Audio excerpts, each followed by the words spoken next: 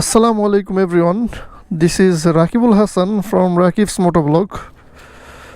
তো আমি এখন আছি মাওয়ার এই প্রান্তে অর্থাৎ ঢাকার প্রান্তে শ্রীনগর এলাকায়। সো আসলে যাচ্ছিলাম গোপালগঞ্জের দিকে, তো ভাবলাম একটা ব্লগ করে ফেলি। এই কারণেই শ্রীনগর আসার পরে একটু বিরতি নিলাম। এই জায়গাটা বিরতি নেওয়ার পরে ভাবলাম চলে ক্যামেরাটা অন করি। আর যেটা হচ্ছে আজকে কিন্তু আমার এই বাইকের অলমোস্ট বললে ভুল হবে, অলরেডি পার হয়ে গেছে। আমি কিন্তু আমার এই বাইকের আপনাদের দেখাই, অলরেডি 21,000 কিলোমিটার পার করে ফেলছি।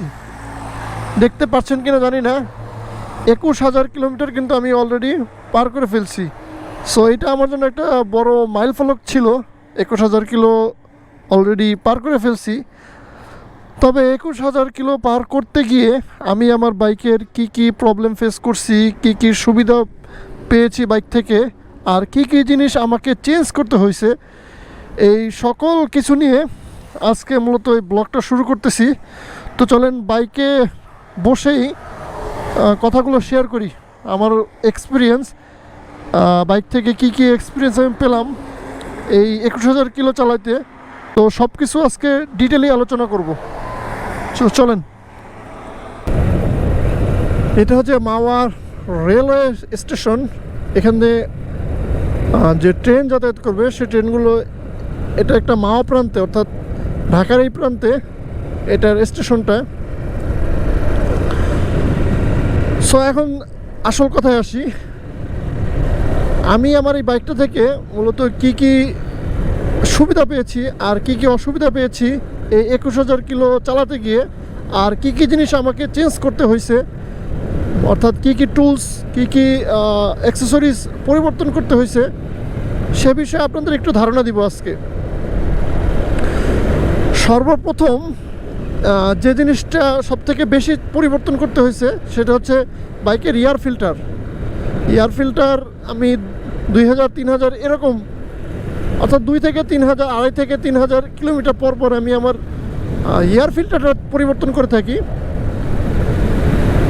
এতে বাইকের মাইলেজ ভালো পাই আমি, এবং বাইকের যে টান সেটাও অনেকটা বেশি পাই।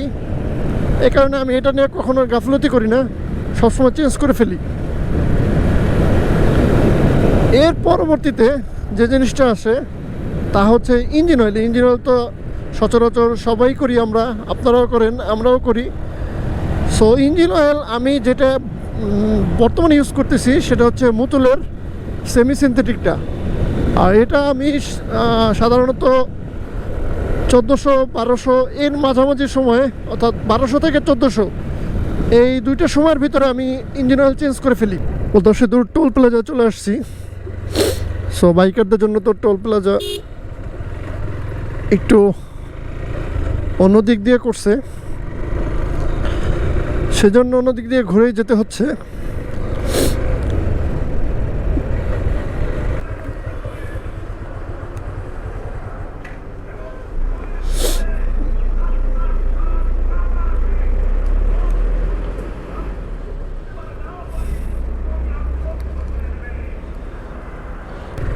টোল দেওয়া শেষ করলাম, 100 টাকা টোল। আপনারা সবাই জানেন এটা সচরাচর শুরু থেকে যেরকম ছিল এরকমই আছে। ও মাই গড, ঈদের জন্য আসলে একবারে আরও এতদিন কিন্তু এত বড় করে দেয়নি, এখন যেরকম দিয়ে দিচ্ছে একবারে। সম্ভবত সামনে ঈদ উপলক্ষে যাতে মানুষের ভোগান্তিটা কমে আর বাইকারদের ভোগান্তিটা বাড়ে, এ কারণে লাইনটা এত বড় করে দিছে। আগে কিন্তু এত বড় ছিল না, মনে হয় পদ্মা সেতু পর্যন্ত পুরোটাই বড় করে দিছে, একবার সেতু আগ পর্যন্ত। এটাও ভালো, খারাপ না। হ্যাঁ, যেটা ভাবতেছিলাম একবার সেতু পর্যন্ত। সৌন্দর্য আসলে উপভোগ করার মতো, এটা বাংলাদেশের গর্ব, বাংলাদেশের গৌরব অর্জনের একটা অংশ পদ্মা সেতু। তো যেটা বলতেছিলাম ইঞ্জিন অয়েলের কথা, ইঞ্জিন অয়েল আমি মতুলের যেটা ইউজ করতেছি সেমি সিনথেটিকটা, এটা থেকে অনেক ভালো সার্ভিস পাচ্ছি আমি। এ কারণে এখনও ফুল সিনথেটিক আমি এখনও যাইনি। সামনে খুব শীঘ্রই আশা করি ফুল সিনথেটিকে যেতে পারবো।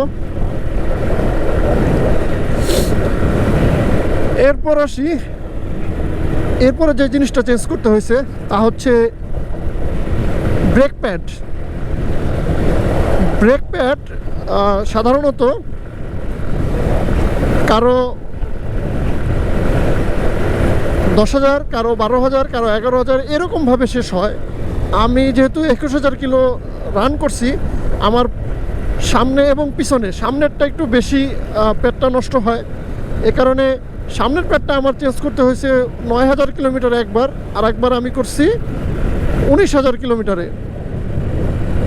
অর্থাৎ আমি 2বার অলরেডি সামনের ব্রেক প্যাড এটা আমি চেঞ্জ করে ফেলছি। আর পিছনের ব্রেক প্যাড আমি 13,000 কিলোমিটার, আমার যতটুকু মনে পড়ে 13,000 কিলোমিটার আমি একবার চেঞ্জ করছি। আর এখন পর্যন্ত চেঞ্জ করা হয় নাই। সামনে হয়তো আরও 2-1,000 কিলো চালাইলে এটা চেঞ্জ করতে হতে পারে। এটা হলো বড়সড় খরচের ভিতরে আপনার সামনের ব্রেক প্যাড দুইটা ব্রেক প্যাডের দাম পড়বে 1900, আর পিছনের দুইটা সম্ভবত 1100 থেকে 1200 টাকা। এটা একটা বড় খরচ আমি মনে করি, কারণ দুইটা ব্রেক প্যাডের দাম যদি আপনার নিতে হয় 1900 টাকা দিয়ে, এটা একটা খুবই দুঃখজনক ব্যাপার। অর্থাৎ আপনি সামনে পিছিয়ে একসাথে চেঞ্জ করতে গেলে আপনার প্রায় 3,000 টাকার উপরে খরচ হচ্ছে। এরপরে আমার সামনের যে সাসপেনশন আছে, সাসপেনশনের যে অয়েল সিলটা একবার আমার চেঞ্জ করতে হয়েছে। এতে আমার প্রায় খরচ গেছে 900 থেকে 1,000 টাকার মতো। আমার যে চ্যানেল আছে, চ্যানেলে এটার ভিডিও দেওয়া আছে, কত টাকা কী খরচ হয়েছিল, আপনারা চাইলে সেটা ঘুরে দেখে আসতে পারেন। এরপরে আরেকটা জিনিস চেঞ্জ করতে হয়েছে, সেটা হচ্ছে চেন স্পকেট। অর্থাৎ সামনে যে স্পকেটটা আছে, ছোটো যে স্পকেটটা, এইটা আমার একবার চেঞ্জ করতে হয়েছে। সেখানে আমার প্রায় খরচ গেছে 250 টাকার মতো। এটা যদিও লোকাল একটা শপ থেকে লাগানো হয়েছে, আর শোরুমে যদি আপনি লাগাইতে চান তাহলে আপনাকে পুরো যে চেন সেটটা আছে, পুরো চেন সেটটা চেঞ্জ করতে হয়। এটার জন্য বেশ একটা খরচ হয়। এই জন্য আমি শুধুমাত্র সামনে যে স্পকেটটা সেটা চেঞ্জ করছিলাম, আমার 250 থেকে 300 টাকার মতো খরচ গিয়েছিল। এখন বর্তমান প্রাইস কত সেটা আমি আসলে বলতে পারবো না, তবে আশেপাশেই হবে, 300 টাকার আশেপাশেই হবে, এর বেশি হওয়ার কথা না। আরেকটা সেটা হচ্ছে বল রেসার আমাকে একবার চেঞ্জ করতে হয়েছে। সো আমার বল রেসার চেঞ্জ করতে আমাকে বেশ একটা বেগ পেতে হয়েছে, কারণ বল রেসার আপনারা জানেন চেঞ্জ করতে হলে সামনে যা মাথা আছে, অর্থাৎ সামনের পুরো সেটটা খুলে ফেলতে হয়। খুলে ফেলার পরে তারপরে যে বল রেসারটা আছে, বল রেসারটা চেঞ্জ করতে হয়। পুরো একটা বল রেসার ভেঙে গেছিলো, যে কারণে ঘাড়টা প্রচণ্ড টাইট হয়ে গেছিলো, আমি বাইক ঠিকমতো রাইড করতে পারতেছিলাম না। তখন মেকারের কাছে বলার পরে বললো যে বল রেসার নষ্ট হয়েছে, সো বল রেসার আমাকে চেঞ্জ করতে হয়েছে। তখন আমার খরচ গিয়েছিল ওরকম 1000 খানিক বা 1100-1200 এর কাছাকাছি। আপনারা এটাও দেখতে পারেন, আমার চ্যানেলে এটার একটা ভিডিও আছে, আই বাটনে ক্লিক করে আপনারা এটার ভিডিওটা দেখতে পারেন যে আমার কত টাকা খরচ গিয়েছিল বল রেসার চেঞ্জ করতে। তো এই ছিল মোটামুটি বড় খরচগুলো। আর তেমন আর কোনো বড় খরচ আমাকে করতে হয়নি বাইকের পিছনে। মোটামুটি আলহামদুলিল্লাহ এখনও বাইকটা রানিং আছে, কোনো রকম সমস্যা ছাড়াই বাইক চলতেছে, এটা একটা ভালো দিক আলহামদুলিল্লাহ। সামনে ইনশাল্লাহ একটা ভালো সার্ভিস দিতে হবে। টুকিটাকি কিছু সমস্যা আছে, মাইলেজ আগে থেকে একটু কম পাচ্ছি, সামান্য একটু মনে হচ্ছে। এ কারণে ভাবতেছি যে একটা বড়সড় সার্ভিস দিয়ে মাস্টার সার্ভিস দিব। আশা করি বাইকটা আগের থেকে, মানে বর্তমান থেকে আগে আরও বেশি মাইলেজ পাওয়া যাবে। তো আপনারা যারা হর্নেট নিয়ে দুশ্চিন্তায় ভোগেন যে চেনের শব্দটা, আগে একটা সময় ছিল হর্নেটের যে ওল্ড ভার্সনটা, এই ওল্ড ভার্সনে কিন্তু চেনের একটা নয়েজ হতো। সো এখন কিন্তু সেই চেনের নয়েজটা আর পাওয়া যাচ্ছে না, অর্থাৎ চেনের নয়েজটা আর নাই। আমার বাইকের চেনের খুব একটা নয়েজ আমি পাই না কখনোই। যদি চেনের আপনি অয়েল শেষ হয়ে যায়, অর্থাৎ চেন লুব্রিকেন্ট এটা যদি কমে যায় আমার, বাইক বৃষ্টিতে ভিজে, সেক্ষেত্রে একটু সাউন্ড আসে।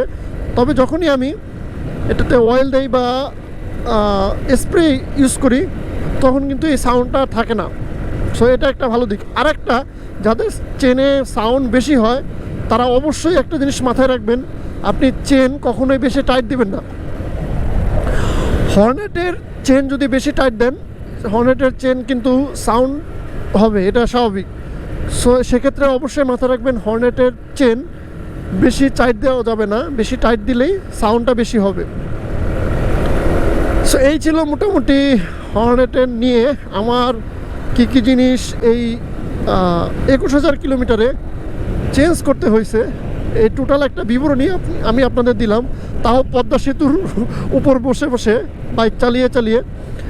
সো ভিডিওটা যদি আপনাদের ভালো লেগে থাকে অবশ্যই লাইক কমেন্ট শেয়ার দিয়ে সাথে থাকবেন। আজকের ভিডিওটা এ পর্যন্তই। আল্লাহ হাফেজ।